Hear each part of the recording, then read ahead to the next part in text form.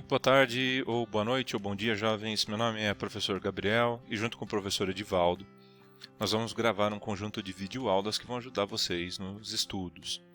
Eu gostaria de salientar que essas videoaulas não substituem a necessidade do estudo teórico no livro-texto. Então eu acho que é extremamente pertinente e importante que vocês façam uma leitura com muito cuidado nos assuntos, e isso aqui vai servir de ajuda para vocês durante a solução dos problemas. Eu vou começar resolvendo um exercício para vocês, bem simples, só para a gente se acostumar. Já de antemão, peço desculpas na qualidade do áudio gravado. Então eu tenho um problema com diversos graus de entonação, e esse microfone ele tende a estourar um determinado volume de intensidade de voz. Então, dentro do possível, a partir da semana que vem eu já vou estar usando um outro microfone e isso vai ser mitigado, esse problema vai ser mitigado, tá? Então vamos ao que interessa, que é a solução de um problema. Então vamos começar com o problema, que ele está disponível para vocês no Moodle, numa lista de exercícios. Obviamente, esse número pode não coincidir com a lista, e se não coincidir, depois a gente verifica, tá? Então vamos lá. Vou começar resolvendo um probleminha simples que é o A194. Vou fazer uma leitura, depois a gente segue para a resolução. Um sólido de formato cônico truncado possui seção transversal circular e seu diâmetro está relacionado com a coordenada axial x através de uma expressão d é igual a x elevado a 3 meios, com o diâmetro e a coordenada axial em metros. A superfície lateral é isolada termicamente. Então, quando ele fala isolado termicamente, significa que nenhuma quantidade de energia vai supostamente poder entrar ou sair por essa superfície. A rigor, eu poderia falar que isso é uma superfície adiabática ou é um isolante perfeito, tá? Seria uma informação mais precisa. Enquanto a superfície superior é mantida a 100 graus Celsius e a superfície inferior a T2, 20 graus Celsius. Então, ele te deu a temperatura da parte superior e a temperatura da parte inferior da peça. Determine a taxa de transferência de calor através do cone. Admita regime permanente, sem geração interna de calor e transferência de calor quase unidimensional. Por que ele usou a palavra quase unidimensional? Por quê? Na direção da transferência de calor que ele está impondo nessa peça, a gente já vai ver, a seção transversal, ou a área de passagem da energia, é função da coordenada x. Então, ele não pode dizer que é puramente unidimensional, tá bom? Dica. Eu não colocaria essa dica, porque isso faz parte da interpretação do problema. É óbvio que isso aqui é um sólido, e eu estou estudando um sólido, então logo é um meio estacionário. Sendo um meio estacionário, a única forma que a energia tem para atravessar ele é por condução. Então, a lei que rege a transferência de calor por condução é a lei de Fourier. Então, isso é uma informação que a gente deveria saber, não deveria nem existir essa dica. A condutividade térmica do alumínio é igual a 238 watt por metro Kelvin. Então, ele dá para a gente uma peça, ele vai dar para a gente uma pecinha aqui, ó, que é a peça que ele está se referindo com relação à geometria do problema. Então, ela tem um diâmetro D1 a partir de 75 milímetros, um diâmetro D2 na coordenada de 225 milímetros, e essa seção ela vai aumentando à medida com que eu marcho na direção X que ele me indicou. Então, por uma pecinha que parece basicamente esse cone, né, que vocês estão enxergando aqui, obviamente a seção transversal é um pouquinho diferente, porque essa forma matemática vai ser um pouquinho diferente.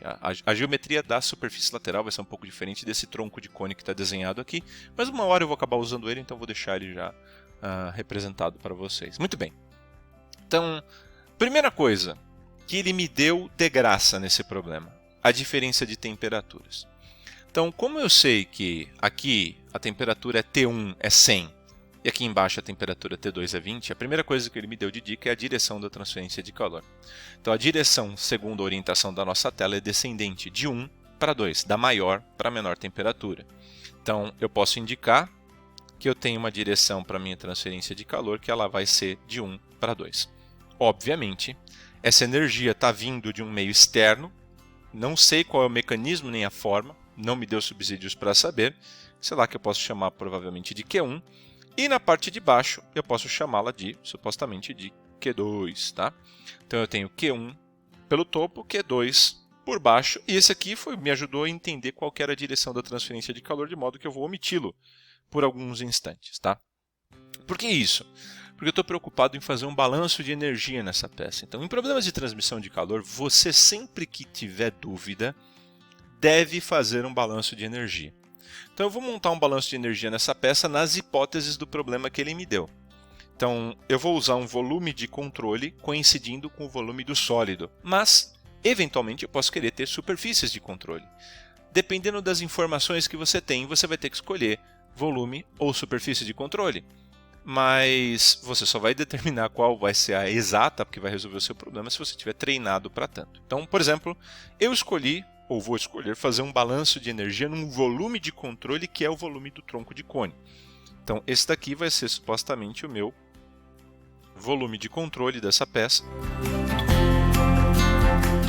E é para esse cara que eu vou fazer o meu balanço de energia. Horrível isso aqui, mas tudo bem. Então, se eu fizer um balanço de energia, e os balanços de energia têm sempre a mesma cara e o mesmo formato, que é... Vou passar esse cara para cá. Todo balanço de energia tem sempre o mesmo formato, que ele vai ser somatória das quantidades de energia que entraram, menos a somatória das quantidades de energia que saíram, mais o que foi gerado é igual ao acumulado. Nota, quando eu tenho acúmulos, se eu tiver algum desbalanço, então, por exemplo, se eu tiver mais energia entrando do que saindo, para um corpo, para um elemento sólido, para um fluido, seja lá o que for, se ele estiver recebendo mais energia do que ele perde, é óbvio que ele vai acumular. E o que ele vai fazer com esse saldo positivo ou com um saldo negativo? Depende. Ele vai usar essa energia para ou aumentar a sua temperatura com o tempo, ou então ele vai começar a mudar de fase. Ambos são processos transientes. Mas esse problema ele foi muito claro quando ele me disse que tudo se passava em regime permanente.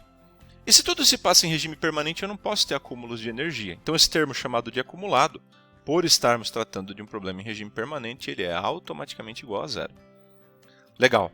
E o que mais? Ele disse que não há geração interna de calor. A rigor, tudo que não for condução, convecção e radiação é jogado nesse bolo chamado de geração interna de calor. Basicamente, eu tenho, quando eu estou pensando em efeito Joule, reação química ou reação nuclear. Então, nessa peça de material sólido que ele me deu, eu não tenho nenhum desses três efeitos adicionais acontecendo, tão logo esse termo chamado de geração interna de calor, ou energia aparecendo ou desaparecendo do meio, que não sejam dos três mecanismos básicos, ele automaticamente vai a zero.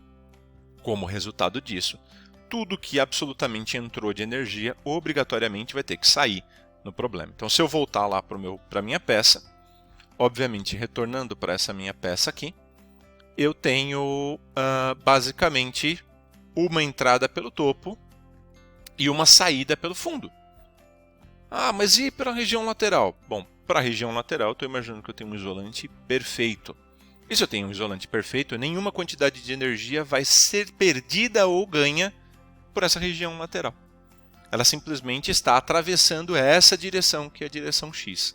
Como resultado disso, meu balanço de energia fica com uma condição extremamente óbvia, que é, se entrou 5 watts pela parte superior dessa peça, como a peça não está criando energia, não está destruindo energia, não está acumulando energia, obrigatoriamente essa mesma quantidade de energia vai ter que deixar pela superfície inferior dessa peça, que é igual ao seu Q2.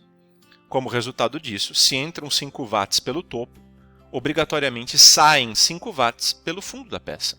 Como resultado também atravessam quantos watts? 5 watts também, supondo um número só para a gente poder discutir essa quantidade, porque justamente essa é a pergunta do problema, quantos watts estão atravessando essa peça. Que eu simplesmente vou chamar de, por exemplo, QK, que vai ser essa energia que está atravessando essa peça, QK. Perfeito. Bom, esse QK ele é a transferência de calor por condução. Entre esses tramos de temperatura 1 e 2 que eu tenho, é um meio estacionário, de modo que a única forma que a energia tem para atravessar essa peça é condução, não tem outro jeito. Então, a lei que rege esse problema, ou a lei que rege a transferência de calor em meios sólidos, é a lei de Fourier. A lei de Fourier me diz que Q é igual a menos Ka dt dx. Legal, sim, dt dx, sim. Nesse caso, isso aqui seria o gradiente, né? Pode acontecer em outras direções. Esse dt dx é a própria derivada total, porque eu só estou tendo troca de calor numa única direção, tá? Então, não estou preocupado com outras direções, uma vez que o processo é de 1 para 2, imaginando que a energia só possa caminhar no sentido que seria o sentido x. Eu não sei se eu aproximo a caneta e isso mostra na tela, mas tudo bem. Então, só nesse sentido aqui. Cuidado com o quê? Com a área. Então, essa área de transferência de calor, quem é essa área? Essa área é sempre a área perpendicular ao vetor calor. Sempre a área perpendicular ao vetor calor.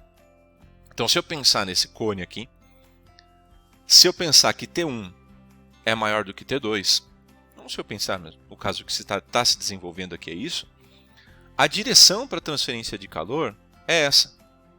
Então, a área que está sendo referida na lei de Fourier é a área perpendicular a esse vetor. Sendo a área perpendicular a esse vetor, essa daqui ó, vai ser supostamente a minha área de transferência de calor. Essa daqui é supostamente a área que eu tenho a transferência de calor, que ela coincide com a área de uma circunferência. Então, essa área ela vale π sobre 4, diâmetro elevado ao quadrado. Eu posso escrever πr ao quadrado se eu quiser, mas como ele me deu a relação de x com diâmetro, não tem vantagem eu querer escrever isso em relação a raio, para ter um passo adicional a mais.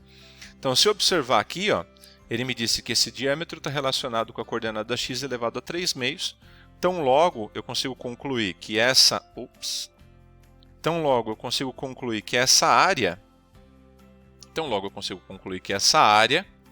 ela vai ser igual a π sobre 4 vezes x elevado ao cubo, né? Então, se eu colocar aqui x elevado a 3 meios, vai dar x elevado ao cubo. Perfeito. Vou fazer a devida substituição na minha lei de Fourier. Então, fazendo a minha substituição na lei de Fourier, vai ficar Q é igual a menos K vezes π sobre 4 x elevado ao cubo dt dx. Bom, como é que eu vou resolver isso aqui? É fácil. Vou fazer um processo de separar as variáveis e fazer um processo de dupla integração. Então, tudo que for função da coordenada x de um lado, tudo que for função da distribuição de temperaturas ou da variação de temperaturas do outro. E aqui, nesse caso desse problema ainda, os extremos de integração são conhecidos. Então, vai ficar assim, ó. Q vezes x elevado a menos 3 dx é igual a menos k π sobre 4 vezes 1 dt. Vou fazer o processo de dupla integração, obviamente com extremos de integração conhecidos, né? Então, se eu observar aqui na minha peça, quando x vale essa medida, a minha temperatura vale T1. Então, quando o meu x vale x1, a minha temperatura é T1. Quando o meu x vale x2, a minha temperatura vai ser T2. Legal.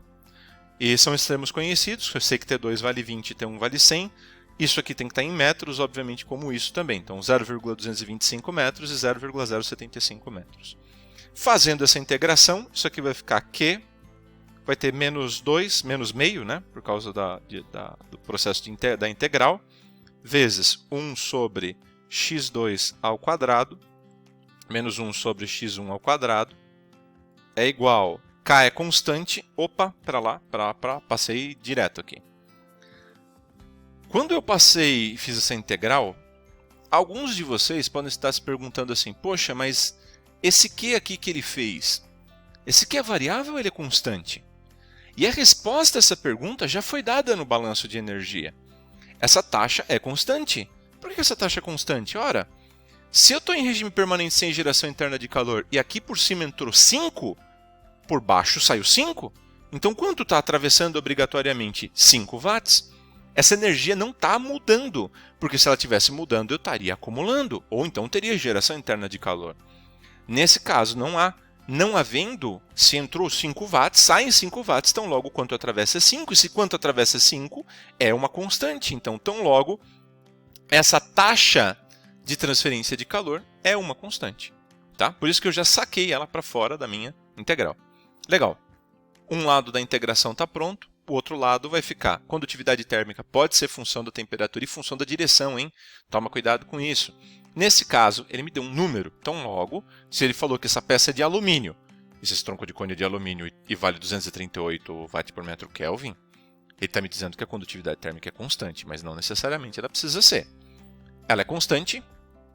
Se ela é constante, eu posso sacar fora da integral, constante integral de dt da t, fazendo final menos inicial. Então, isso aqui vai ficar menos k vezes π sobre 4 vezes t2 menos t1. Se eu fizer a substituição por números desse elemento, fazendo a substituição por números, isso aqui vai ficar menos q sobre 2 vezes 1 sobre 0,225 ao quadrado, menos 1 sobre 0,075 ao quadrado, é igual a menos k, que é 238, vezes π sobre 4, temperatura final do T2 é 20, leitura do enunciado, menos 100, que é do topo. Ah, não vi direito lá, volta no enunciado, sempre tem dúvida. T2 é 20, T1 é 100. Tá? Fazendo essa conta, você vai chegar na conclusão que a taxa de transferência de calor é igual a 189, deixa eu escrever direito, 189,26 watts, tá? Obviamente eu usei as condições em metros do Sistema Internacional Fundamental, a resposta disso aqui naturalmente vai dar em watts. Se você tem dúvida, faz uma análise dimensional, mas do ponto de vista de análise dimensional isso aqui está perfeito. Então, observa uma coisa, pelo topo dessa peça, arredondando esse número, vai para 190. Pelo topo da peça, por algum mecanismo que não sei qual é, não me interessa saber, ele não me deu subsídios para saber, chegam no topo da peça 190 watts mais ou menos.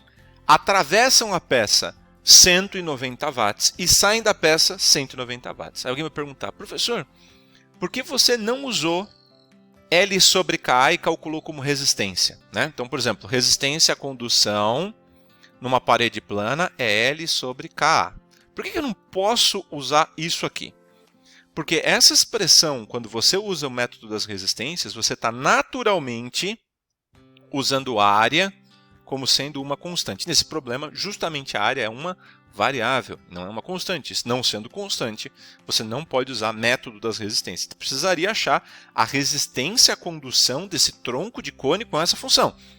Mas ele não pediu isso, então não vou perder meu tempo resolvendo. Até seria uma discussão interessante, mas nesse caso não irei fazer. Beleza? Senhores, ótimos estudos. Sigam no material da lista fazendo os exercícios. No mais, que Deus abençoe a todos e um ótimo semestre. Até mais. Tchau.